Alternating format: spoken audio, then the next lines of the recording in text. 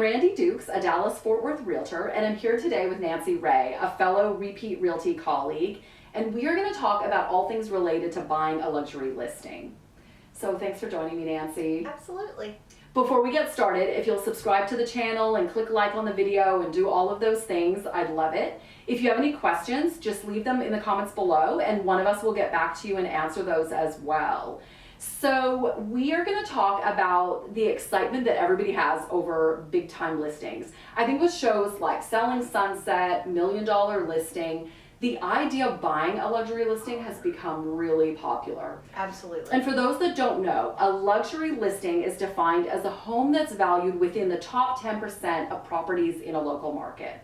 So what makes a luxury listing really depends on where you're located. Our luxury listings here in Texas are way different than a luxury listing in California. Or Manhattan or Exactly. Vegas. Right. Absolutely. Definitely depends on your local market.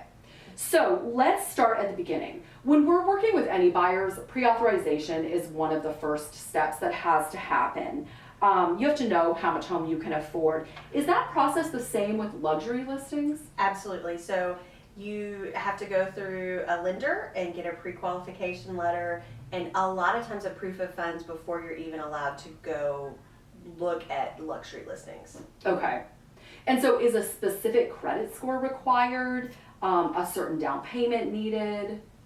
Yes to both. So there are different layers of loans, jumbo loans and super jumbo loans.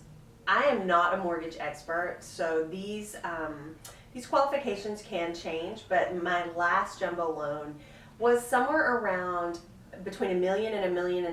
You needed over a 700 credit score, 7.5 to 2 million, at least 720, and 2 million and beyond 740 or higher. Okay. Is what it was. As far as down payment, a lot of times there is a higher down payment requirement. The last jumbo loan I did required a 30% down payment, so that's a little bit higher. Yeah, because in a traditional setting, you can have actually a very low down payment. Depending on the type of loan that you're using, you can have zero down payment on VA loans and things like that. So that is different. Absolutely. So you use the term jumbo loan, which I think for a lot of people is not a familiar term. And I actually think when we're watching shows like Selling Sunset, we assume these people are paying cash and not financing the home, but that isn't the case. A lot of people are financing. So if you're looking for a jumbo loan, do you need to find a specific lender that handles those type of loans? Well, it's interesting because there is some truth to the luxury market being a cash-based market. A lot of those buyers do pay cash. But there definitely is still a need for a $1 million+ mortgage.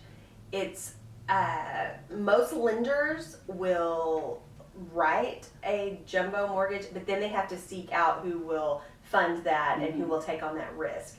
So you can go to your most mortgage companies and start the process and then go from there. Yeah, it just really depends on the lender. Okay.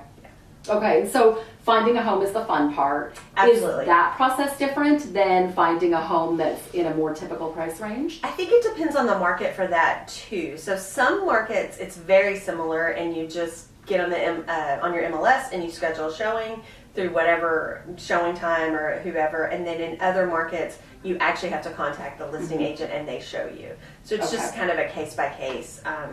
Depending on your market.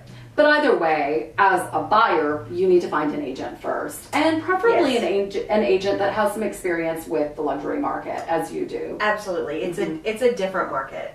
Yeah, and so we are in a crazy market right now where houses are flying off the market, multiple offer situations. Is that the same in the luxury market? So it's typically not as difficult in the luxury market, but because the market is so hot right now, we are seeing that even in the over $800,000 range, just more competitive offers and that kind of thing. Whereas before you had time to go look at the house and make an offer and do all of the things, they are seeing more of a multiple offer situation now. Yeah, which that's the difference. There's less time to make decisions, and so that's really tricky when you're spending piles and piles of money on a house. Having less time just to make those decisions and figure things out.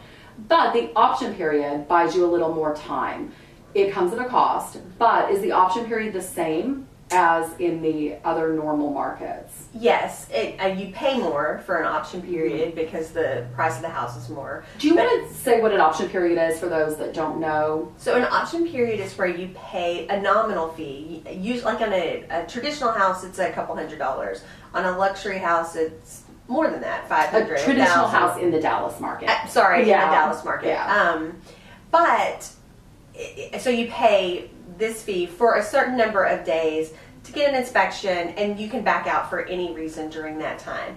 And then the seller keeps your option fee no matter what. Mm-hmm. So it's a time to do your due diligence on that house, but you're paying for it. And so if you do back out, you lose that money. Right. Right. But it protects your earnest money and gives you, an option to either decide to go through or not with the purchase. And regarding inspections, do you need to find a different inspector for a house that may have very different situation?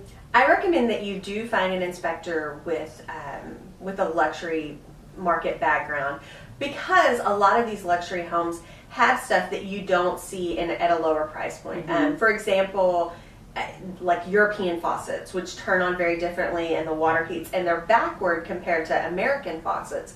So a traditional inspector may not realize that, tag it as not functioning properly, and then that's just one more thing that you have to deal with. But someone that's used to like luxury fixtures and whatnot, they're used to that, so it's not a problem. Right. And it's like anything, you want somebody that is experienced in what you're dealing with, which is where an agent comes in, because none of those decisions have to be made by the buyer. You can recommend people, you can give the information throughout the whole process. Absolutely. So, yeah. Well, thanks so much for talking today. If you have any more questions, we just kind of touched the surface on all of it. Go ahead and leave them below, and we'll definitely get back to you. Thanks, Nancy. Thank you.